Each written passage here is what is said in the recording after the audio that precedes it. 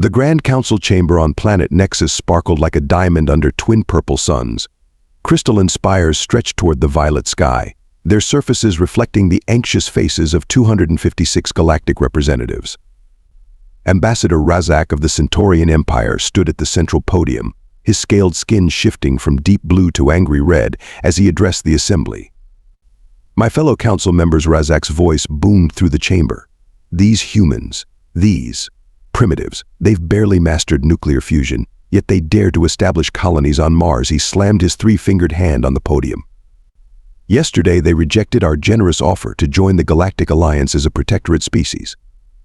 Supreme Counselor Lyra Voss leaned forward in her hovering chair, her luminescent skin pulsing with interest. Ambassador Razak, surely diplomatic channels remain open. Razak's laugh echoed harsh and sharp. These barbarians respond to our quantum encrypted messages with something they call memes. He spat the word like poison. They mock our traditions. When we sent them the sacred texts of unified knowledge, they replied with pictures of something called a dancing cat. Murmurs of outrage rippled through the chamber. Representative Cax of the Proxima Systems rose from his seat, cybernetic implants glowing with indignation. We cannot allow such disrespect. The humans must learn their place in the cosmic order. There's more, Razak continued, his voice dropping to a dangerous whisper. Our surveillance shows they're developing weapons. Primitive, yes, but weapons nonetheless. They call it Project Zeus. The chamber erupted in chaos. Counselor Voss raised her hand, bringing immediate silence. What do you propose, Ambassador? The humans leave us no choice. They refuse our guidance, mock our wisdom, and now arm themselves. Razak's scales shifted to deep crimson. I propose immediate military action. Show them the consequences of their arrogance. Representative Nova Phoenix of the Pleiades Confederation stood up. War? Against a species that still thinks faster than light travel is science fiction? This seems excessive. You haven't seen what I've seen, Razak hissed. They're entertainment broadcasts. They're filled with scenarios of defeating alien invasions. They dream of war with us. Even their younglings play games about conquering the stars. Supreme Counselor Voss's skin dimmed to a troubled gray. A vote, then. All in favor of military action against Earth. Raise your hands. One by one, hands, tentacles, and appendages of all sorts rose into the air. The chamber's crystal walls reflected the movement like a rippling wave of judgment. The motion passes, Voss announced, her voice heavy with finality. May the stars forgive us if we're wrong. The Galactic Alliance hereby declares war on Earth, effective immediately. As the council members filed out, Ambassador Razak remained at the podium, a satisfied smile playing across his scaled face. None of them noticed Representative Phoenix sending an encrypted quantum burst toward Earth. A single word prepared. The Galactic Fleet emerged from hyperspace in a dazzling display of light, 10,000 warships strong. Admiral Thex stood on the bridge of the flagship Stellar Dominance, mandibles clicking with anticipation as Earth came into view. Primitive planet, he muttered, compound eyes reflecting the blue-green orb. Launch the psychic disruptors. Standard conquest protocol. The fleet deployed sleek, silver spheres that descended toward Earth's atmosphere. These weapons had subjugated 17 civilizations, their quantum-based technology designed to incapacitate any species with a nervous system. Admiral, his second-in-command, called out. The humans are laughing. What Thex skittered to the holographic display. The psychic disruptors were having no effect. Impossible. Check the frequency modulation. Sir, incoming transmission. They're broadcasting on radio waves. A human voice crackled through the ship's speakers. Thanks for the light show. Here's one of ours. Thousands of seemingly primitive satellites suddenly activated around Earth. Each released a cloud of what appeared to be simple metal debris. Sir, they're just throwing trash at us, an officer reported, mandibles twitching with amusement. Admiral Thex wasn't laughing. Evasive maneuvers. Full shields. Too late. The debris turned out to be millions of tiny mirrors, precisely positioned to reflect and amplify the fleet's own energy weapons back at them. Ships began exploding as their shots ricocheted off the metallic cloud. They've weaponized our own energy signatures, Thex shouted. Switch to kinetic weapons. The fleet launched a barrage of antimatter missiles. The humans responded with something far more terrifying: hackers. Somehow, they'd analyzed the fleet's quantum encryption in minutes and were now broadcasting cat videos across every ship's command system. "Sir, we've lost control of the targeting computers," an officer screamed. "They're all displaying something called Rick Astley." The antimatter missiles, their guidance systems compromised, began dancing in space to the rhythm of "Never Gonna Give You Up." "Launch the boarding pods," Thex ordered desperately. "We'll take them hand to hand." The pods streaked toward Earth's surface. They met another surprise: electromagnetic pulse weapons, crude but devastatingly effective against the fleet's sophisticated technology. Admiral, his second-in-command's voice shook. "The humans, they're using our disabled ships as stepping stones. They're boarding us." Through the view screen, Thex watched in horror as Earth vessels, little more than reinforced boxes with engines, docked with his crippled fleet. Humans in simple spacesuits swarmed through the ships, armed with projectile weapons that ignored energy shields designed to stop plasma guns. "Fall back," Thex screamed. "Full retreat." The remnants of the Galactic Fleet fled into hyperspace, leaving behind a graveyard of disabled ships and a cloud of glittering, weaponized mirrors. As they retreated, one final transmission reached them. "Next time, just send an email. We're quite friendly when you're not trying to invade us." Admiral Thex's report to the Council would be brief: "The humans are not what we expected. They don't fight with honor, they fight to win. And worst of all, they seem to be enjoying themselves." Commander Razak paced nervously in the Council's war room, watching holographic displays of human advancement with growing dread. Just 6 months after the failed invasion, Earth had transformed from a technological backwater into a terrifying hybrid of primitive ingenuity and advanced science. "They're not just copying our technology," he reported to the emergency session. "They're improving it, making it worse." The footage showed human engineers dismantling a quantum phase cannon. Instead of using it as designed, they'd paired it with something called a railgun. The result? A weapon that fired physical projectiles through quantum space, bypassing all known shielding technologies. "Look at this abomination," Razak gestured to another display. "They've taken our psychic disruptors and combined them with their primitive radio technology. Now they're broadcasting something called heavy metal music through quantum space. 3 of our psychic species have requested immediate surrender." Supreme Counselor Voss watched in horror as humans in crude mechanical suits stormed another galactic outpost. "Are those powered by internal combustion engines?" "Yes," Razak shuddered. "They say the noise and smoke adds psychological warfare value. But that's not the worst part. Show them the stealth technology footage." The hologram shifted to a human ship approaching a galactic base. It wasn't cloaked with sophisticated quantum fields. Instead, it was painted with something called Vanta Black and covered in recycled stealth technology from their primitive aircraft. "It gets worse," Razak continued. "They've reversed engineered our universal translators and connected them to something called Urban Dictionary. Now their insults bypass our cultural filters. Do you know what yet means? Because I do now, and I wish I didn't." The war room erupted as news of another defeat arrived. The humans had taken the Proxima colony, apparently by loading their defunct satellites with antimatter and playing a game they called cosmic billiards. "Their tactics make no sense," General Cax shouted. "They're using our hyperdrives to throw mountains through space. They've weaponized their own pollution. Yesterday they defeated our best tactical AI by teaching it to play something called Pokemon." Representative Nova Phoenix, watching quietly from the corner, smiled. She'd warned them. The humans weren't primitive. They were something far more dangerous: creative. New intelligence report, an aide announced. "The humans have combined our quantum communications network with something they call the Internet. They're spreading their memes across the galaxy at faster than light speeds." Razak collapsed into his chair. "We gave them access to the fundamental forces of the universe, and they're using it to make cat videos that exist in quantum superposition." The final report was the most devastating. Humanity had taken their rejected protectorate offer, copied it, and was now offering protection to other species. Against the Council. "They're calling it the Terra Nova Accord." Phoenix finally spoke up. "Protection, technology sharing, and unlimited access to something called pizza. 15 systems have already signed."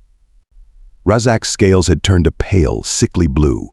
"We didn't just wake a sleeping giant," he whispered. "We gave it coffee and quantum mechanics." The Grand Council chamber had lost its sparkle. Half the seats stood empty, their former occupants now proudly displaying Earth's flag. Supreme Counselor Voss stared at the economic projections with dimming bioluminescence. The Arcturus Trading Federation has joined the Terra Nova Accord, she announced. Our currency dropped another 60% on galactic markets. Ambassador Razak, now stripped of his military titles, slumped in his seat. They're offering their hybrid technology to anyone who allies with them. The hive minds of Betelgeuse signed up yesterday for something called Netflix. Our technological advantage is gone, Representative Cax reported, his cybernetics flickering from power conservation. The humans are teaching their allies to make quantum computers out of gaming consoles. They've turned our defeat into a business model. Trade routes, once the lifeblood of the Galactic Alliance, now diverted to Earth. Humanity's bizarre combination of advanced physics and practical engineering had created ships that were faster, cheaper, and somehow more comfortable than anything the Council had designed. They're calling it Space Uber, an aide whispered. The mercenary clans of Rigel switched sides after getting free rides and 5-star ratings. The latest reports showed Earth's influence spreading faster than anyone had predicted. They weren't just sharing technology, they were sharing culture. Alien species were adopting human customs, wearing their clothes, eating their food. The silicoids of Vega have demanded we install something called air conditioning, Voss said. They say working conditions in our mines violate human rights standards. Razak's scales had turned permanently gray. The hive mind collective asked for vacation days. Vacation days? They're a hive mind. They've never taken a day off in their collective consciousness. The final blow came when the Quantum Bank of Orion announced it would now accept human cryptocurrency. The galactic economy, carefully controlled for millennia, crumbled in a day. Perhaps Nova Phoenix suggested from her half-empty section, we should have read their history more carefully. The humans have extensive experience with turning enemies into allies. They call it the Marshall Plan. The council members watched helplessly as another system declared independence. On the main display, Earth's sphere of influence grew like a relentless tide, bringing with it promises of democracy, free trade, and something called weekend brunches. We didn't just lose a war, Voss concluded. We've lost the future. The council chamber erupted into chaos as Ambassador Razak lunged across the table at General Cax. You sold them our shield frequencies. For a reasonable profit, Cax's cybernetic eyes glowed smugly. The humans pay in something called Bitcoin. Do you know how much my implants are worth now? Supreme Counselor Voss slammed her gravitational gavel, but half the chamber ignored her. The remaining council members were too busy accusing each other of secret deals with Earth. The Centaurian Empire signed a separate peace treaty, shouted Representative Zorn. They're getting human movies before the rest of us. The hive minds are teaching Earth's children telepathy in exchange for video games. A holographic message interrupted the chaos. The human ambassador appeared, wearing a curious garment called a Hawaiian shirt. Hey folks, just wanted to let you know we're opening another Starbucks franchise in the Andromeda sector. First 100 customers get free muffins. Razak's scales turned purple with rage. They're not even pretending to be proper conquerors. They're turning military bases into coffee shops. The latest intelligence reports scrolled across the chamber's screens. Human expansion had accelerated beyond all predictions. They weren't using military force. They were using capitalism. The warrior clans of Antares have opened a chain of martial arts dojos, Nova Phoenix read aloud. They're teaching humans something called Kung Fu in exchange for streaming rights to Earth's action movies. The Silicon Consciousness has hired human programmers, Cax added. They say our code is too rigid. Not enough memes. Voss watched another trade agreement notification flash across her screen. The humans had somehow convinced the notoriously xenophobic cloud beings of Orion to host something called a food truck festival. We must maintain unity, she pleaded. The Alliance has stood for 10,000 years. Unity, Razak laughed bitterly. The humans are offering better dental plans. Do you know how many species in this room have teeth? The final straw came when the Galactic Bank announced its merger with something called Wall Street. The Council's economic control, maintained for millennia through careful regulation, vanished overnight. Face it, Phoenix said, standing to leave. The cosmos has voted. With their wallets. As council members stormed out, forming new alliances and trading insider information, Voss received one last message from Earth. They were organizing an intergalactic music festival. Even the space pirates had bought tickets. The remaining council members huddled in what was left of their grand chamber. Outside, human music echoed through the streets of Nexus. Supreme Counselor Voss approached the Earth delegation with dimmed luminescence. "We surrender," she announced. "Name your terms." Admiral Jack Thompson, wearing his dress uniform with a subtle smile, pulled out a tablet. Not a quantum datapad, just an ordinary tablet. The council members flinched at its primitive presence. First, Thompson began, mandatory participation in what we call the United Planets. One species, one vote. Even the artificial intelligences get representation. Razak's scales rippled with disbelief. "You're giving voting rights to computing systems." Second, Thompson continued, ignoring him. "Free trade across all sectors. No more technological hoarding. Everyone shares, everyone benefits. We call it open source space." The council members watched their 10,000-year-old power structure crumble with each swipe of Thompson's tablet. Third, universal education exchange. "Your species teach us, we teach you." Yes, that includes letting the hive minds run philosophy seminars. Fourth, he grinned, galactic internet. Unrestricted access to human culture, memes included. The quantum collective already signed up for TikTok. Voss raised her hand weakly. "And our punishment?" "Punishment?" Thompson looked genuinely surprised. "Oh, you mean for the war?" "Nah, just mandatory attendance at the annual Intergalactic Cultural Festival. Bring snacks."